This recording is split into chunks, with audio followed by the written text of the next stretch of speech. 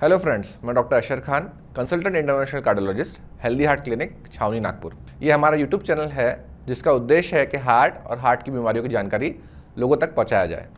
यदि आप हार्ट और हार्ट की बीमारियों के बारे में और जानकारी चाहते हैं तो हमारे चैनल को सब्सक्राइब करें और बेल आइकन पर क्लिक करें।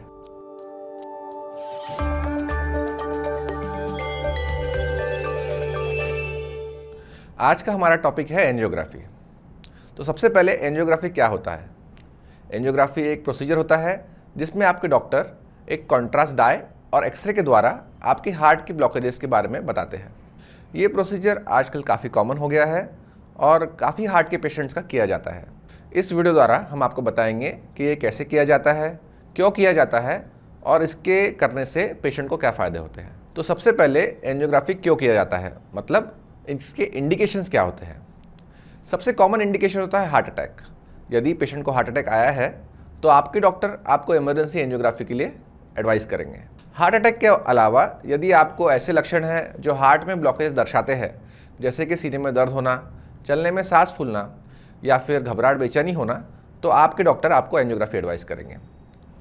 यदि आपके ईसीजी में खराबी है, इको में हार्ट में कमजोरी है या इको में कुछ और खराबी है, या आपका ट्रेडमिल टेस्ट पॉजिटिव आया है जिसे हम स्ट्रेस टेस्ट कहते हैं, तो इन सब कारणवश भी आपको एंजियोग्राफी एडवाइस किया जा सकता है। यदि आपको एंजियोग्राफी एडवाइस किया गया है तो एंजियोग्राफी के पहले आपके कुछ टेस्ट किए जाएंगे। आपके डॉक्टर आपके वाइटल साइंस यानी कि पल्स, बीपी, SpO2 देखते हैं, वो आपका ECG देखते हैं, आपके इकोकार्डियोग्राफी के बारे में भी स्टडी किया जाता है।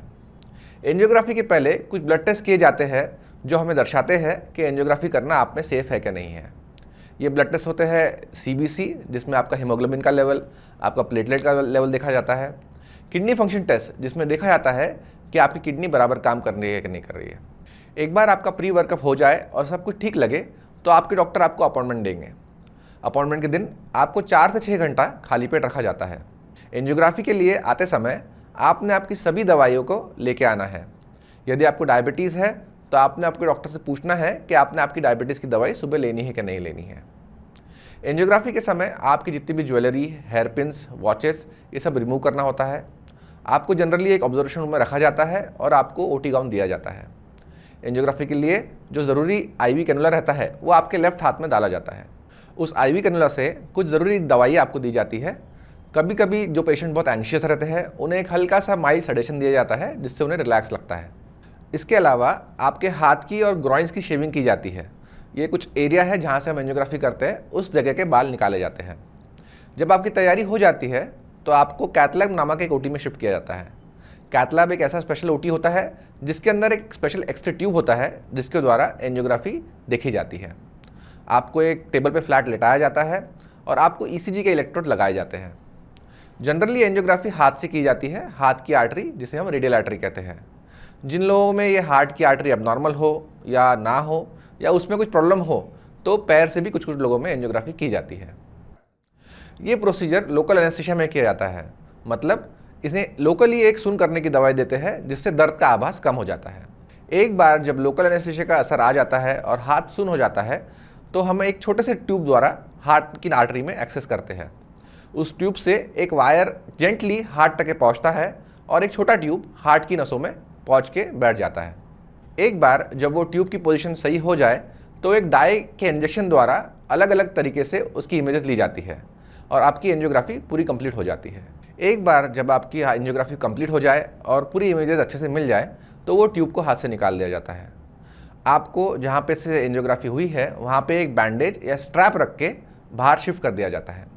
एंजियोग्राफी के पश्चात आपको एक ऑब्जर्वेशन रूम में रखा जाता है जिसमें आपका पल्स, BP और अदर पैरामीटर्स देखे जाते हैं। एंजियोग्राफी के बाद आपको हाथ में थोड़ा दर्द हो सकता है।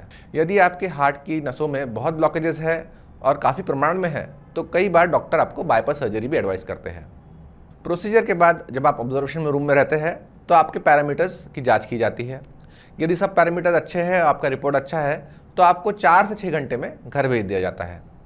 आपको आपके हाथ में जहाँ से एंजियोग्राफी हुई उसकी निगरानी पहले 24 घंटा करना चाहिए। यदि वहाँ सूजन आती है या ब्लीडिंग आती है या आपको दर्द काफ़ी होता है तो आपके डॉक्टर से संपर्क करना चाहिए। जिन लोगों का एंजियोग्राफी पैर से किया जाता है उन्हें यदि पहले 24 घंटे में या उसके बाद भी दर्द या सूजन या गठान लगे तो उन्होंने अपने डॉक्टर से संपर्क करना चाहिए। एक नॉर्मल एंजियोग्राफी के बाद में आप आपके डॉक्टर से पूछ सकते हैं कि अगले दिन से आप नॉर्मल लाइफ रिज्यूम कर सकते हो कि नहीं कर सकते हो।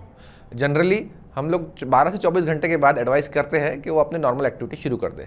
यदि आपको ब्लॉकेजेस आते हैं और आपके डॉक्टर आपको एंजियोप्लास्टी या बाईपास के लिए एडवाइस करते हैं तो आपकी एक्टिविटी के बारे में आपने अपने डॉक्टर से कंसल्ट करना चाहिए।